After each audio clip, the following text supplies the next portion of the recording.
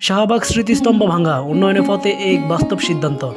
শাহবাগের ঐতিহাসিক জন্ম স্মৃতিস্তম্ভ ভাঙ্গা হয়েছে, অনেকেই বিস্মৃত, কেউ কেউ ক্ষুব্ধ। কিন্তু এই সিদ্ধান্ত কি শুধু আবেগ নয়, বাস্তবতার প্রয়োজন ছিল না?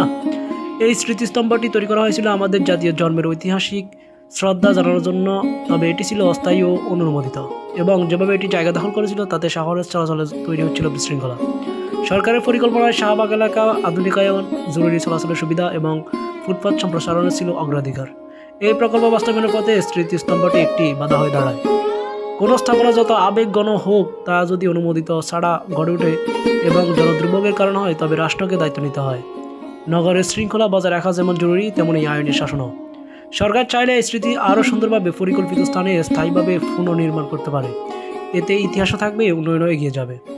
আবেগ আমাদের শক্তি, কিন্তু উন্নয়ন আমাদের ভবিষ্যৎ। চলুন আবেগ ও বাস্তবতার মধ্যে ভারসাম্য রেখে এগিয়ে যায় একটি আধুনিক সচল শহরের দিকে। একটি শহর শুধু দেয়াল নয়, দৃষ্টিভঙ্গিতেও গড়ে ওঠে। আপনি কি মনে করেন স্মৃতিস্তম্ভটি ভাঙা যুক্তিসঙ্গত সিদ্ধান্ত ছিল? হ্যাঁ বা না মন্তব্য করুন।